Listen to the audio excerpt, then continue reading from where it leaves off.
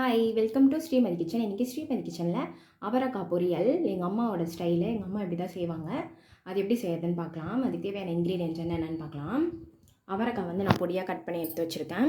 குழம்பு மிளகாய்த்தூள், வீட்டு மிளகாய்த்தூள், தக்காளி வந்து 2 பொடியாக கட் பண்ணி எடுத்து வச்சுருக்கேன், கடுகு, கடலெண்ணெய், கொத்தமல்லி, கருவேப்பிலை, கல்லுப்பு, மஞ்சத்தூள், தேங்காய். இப்போ எப்படி செய்யறதுன்னு பார்க்கலாம்.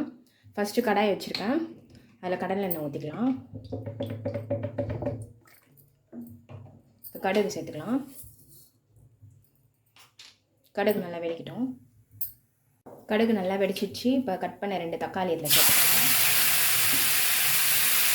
இதிலே கொஞ்சமாக கருவேப்பிலை சேர்த்துக்கலாம். தக்காளி நல்லா வதங்கிடுச்சு. இப்போ அவரைக்காய் சேர்த்துக்கலாம். இந்த அவரைக்காய் பாருங்கள், இது நாட்டு அவரைக்காய். இங்கே பாருங்கள், பர்பிள் கலரில் இருக்குது. எங்கள் அம்மா ஊரில் வளர்ந்தது இது. இப்போ இதை சேர்த்துக்கலாம். நாட்டு அவரைக்காய் பர்பிள் கலரில் இருக்கும், 2 சைடும் பர்பிள் கலரில் இருக்கும். இப்போ நல்லா வதக்கலாம்.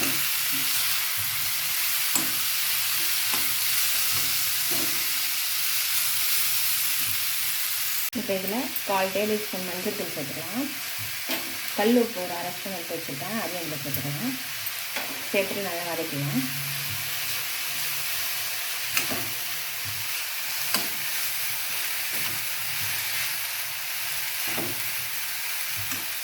இப்போது இதில் வீட்டு மிளகாத்தூள் ஒரு 1/2 ஸ்பூன் சேர்த்துக்கலாம். சேர்த்துட்டு நல்லா வதக்கலாம்.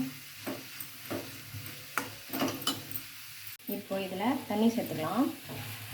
ஒரு 1/2 டம்ளர் தண்ணி சேர்த்துட்டு இது அப்படியே நல்லா வேகட்டும். தேங்காய் வச்சுருக்கேன் ஒரு பீஸு, அது வந்து நான் மிக்ஸி ஜாரில் அரைச்சி எடுத்துகிட்டு வந்துடுறேன். தண்ணிலாம் சுண்டி அவரைக்காய் நல்லா வெந்துடுச்சு. இங்கே கொஞ்சம் நல்லா வெந்துடுச்சு. இப்போ இதில் தேங்காய் சேர்த்துக்கலாம். தேங்காய் சேர்த்துட்டு நல்லா கொஞ்சம் மிக்ஸ் பண்ணி விட்டுக்கலாம்.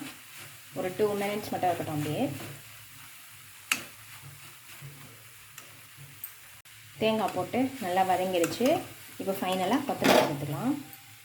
அவ்வளோதான், அவரைக்காய் பொரியல். இது சூப்பராக இருக்கும். இது டேஸ்ட்டு இதே மாதிரி செஞ்சு பாருங்கள், சூப்பராக இருக்கும் டேஸ்ட்டு. அவரைக்காய் ரொம்ப உடம்புக்கு ரொம்ப நல்லது.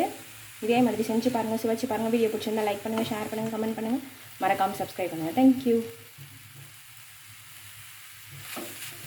எங்கள் அம்மா இந்த மாதிரி தான் செய்வாங்க, நல்லாயிருக்கும், செம்ம டேஸ்ட்டாக இருக்கும். இதே மாதிரி செஞ்சு பாருங்கள்.